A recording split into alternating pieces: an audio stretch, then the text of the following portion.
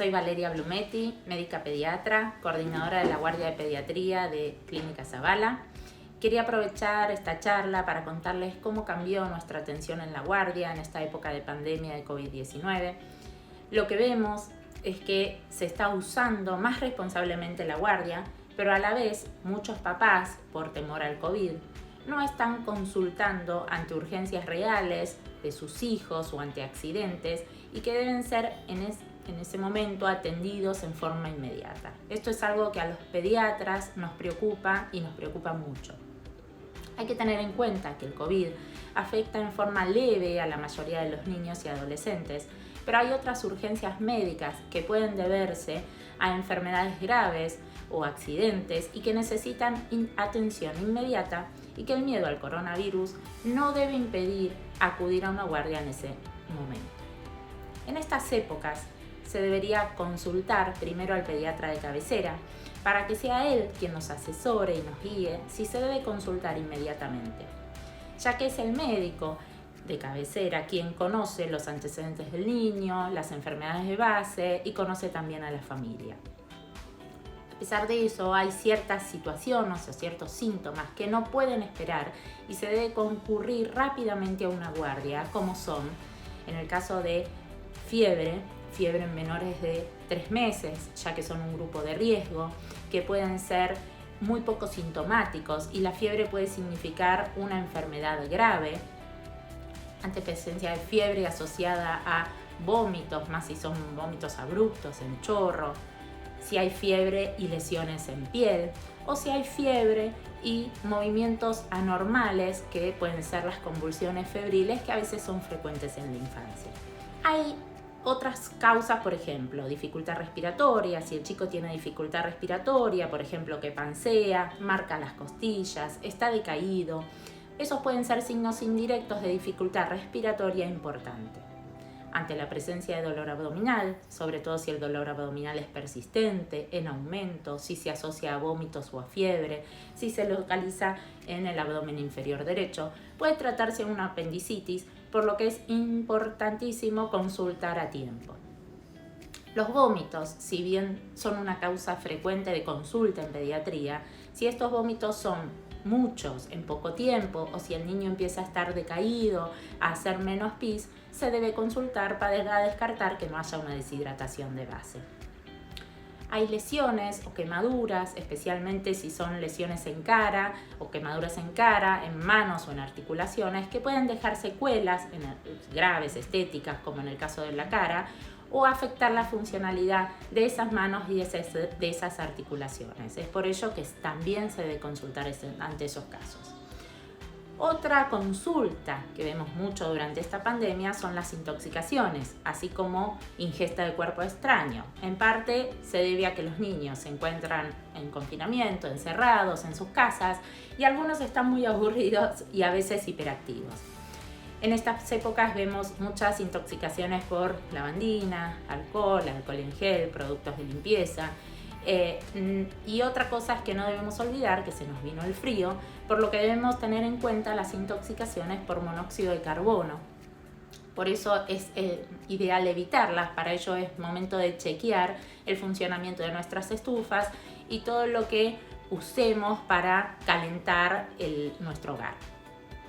Hay otras situaciones que necesitan atención médica, pero que no son una emergencia y podemos esperar a realizar una videoconsulta, ya sea con el pediatra o con el prepago, como por ejemplo quemaduras menores, dolor de oído, conjuntivitis, rinorrea, resfríos o tos aislada, alergias respiratorias o alergias de piel, que es muy común también en esta época de cambio de clima. Otra gran pregunta en esta época de cuarentena es qué hacemos con las vacunas, a quiénes no debemos dejar de vacunar.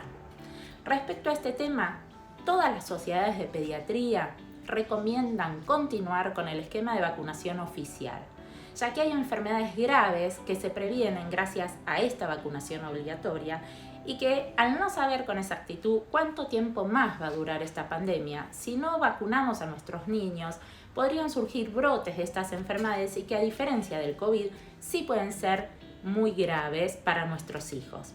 Así que sí debemos vacunar. Sobre todo hay un grupo de riesgo que no puede dejar de vacunarse, como son los menores de 18 meses, ya que no tienen vacunas todavía y necesitan esos refuerzos, las embarazadas y las personas con enfermedades crónicas como diabetes, cardiopatías, asmáticos o los niños con enfermedades inmunosupresoras como el cáncer.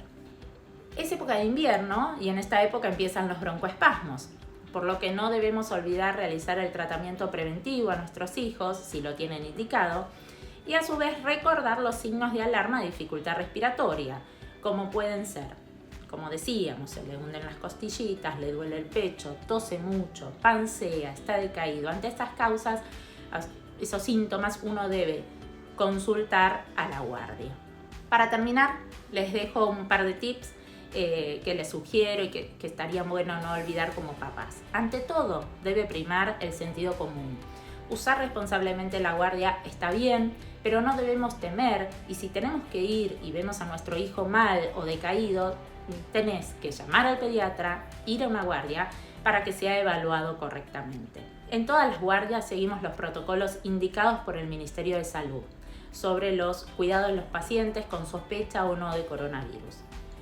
Si tenés que ir a una guardia, ir tranquilo, saber que debe ir solo un adulto acompañando al menor. Ese adulto debe ser menor de 60 años y sin enfermedades de riesgo para coronavirus. Al estar en casa, te recomiendo estar, ya que uno está todo el día, no estar todo el día hablando de la enfermedad, cuidar nuestra salud mental y la de nuestros niños. Disfrutemos este momento que nos toca en familia, mientras estamos juntos.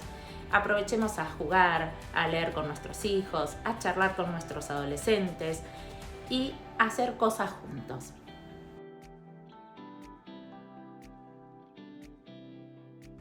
Respecto a los controles de salud, se recomienda no postergar los controles en los niños que son grupo de riesgo, como por ejemplo los niños menores de 1 año, especialmente los menores de 6 meses, los niños mayores que tienen alguna enfermedad crónica o que están en estudio por alguna enfermedad y que el pediatra considere que deben controlarse.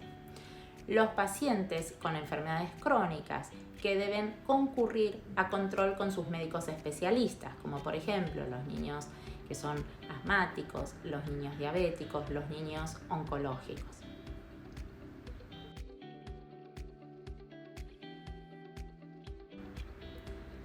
Se recomienda que los bebés recién nacidos no reciban visitas, en especial durante esta época de pandemia, ya que el sistema inmunitario aún está en desarrollo y les cuesta un poco más combatir las enfermedades que a otro niño más grande. Es por eso que es importante continuar manteniendo el distanciamiento social cuando el bebé llegue a casa, en lo posible. Lo ideal es que el bebé permanezca en la casa. Si hay que sacar al niño a la calle, por ejemplo, para ir a visitar a control al pediatra, tanto el bebé como los papás deben mantener el distanciamiento de 2 metros o más de otras personas, tratar de evitar en lo posible medios de transporte como colectivos, subtes, trenes, ir en auto o caminando y que el niño esté en el cochecito protegido con su cobertor de plástico hasta llegar a la consulta. En casa es importante continuar lavándonos las manos, especialmente antes y después de tocar al bebé. Y cuidar mucho que nadie enfermo esté cerca de él.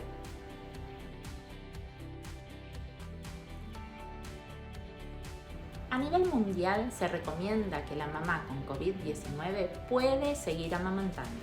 Actualmente la principal preocupación no es si el virus se transmite a través de la leche materna, sino más bien si una mamá infectada puede transmitir el virus a través de las gotitas respiratorias durante la lactancia. Es por eso que se recomienda que antes de tocar al bebé, la mamá debe lavarse muy bien las manos y en lo posible usar mascarilla o barbijo cuando esté en contacto estrecho con el niño, como por ejemplo justamente cuando da de mamar.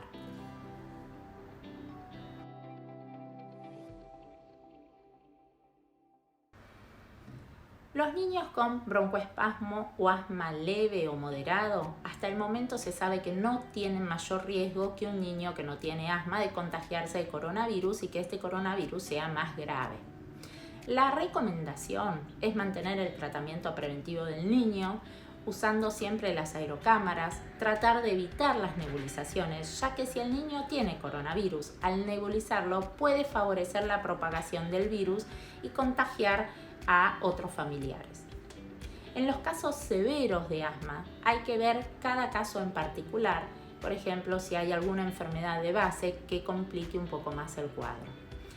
Algo importante en esta época es que estamos viendo es que gracias al confinamiento la exposición a virus y alergenos está siendo menor que otros años. Es por eso que vemos menos casos de broncoespasmo para esta época del año.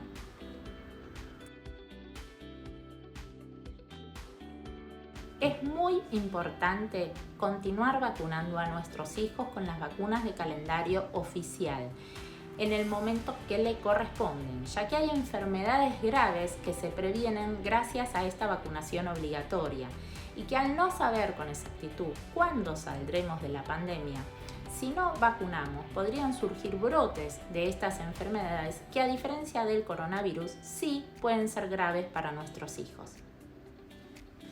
Espero que les haya gustado. Nos vemos próximamente con nuevas actualizaciones. Muchas gracias.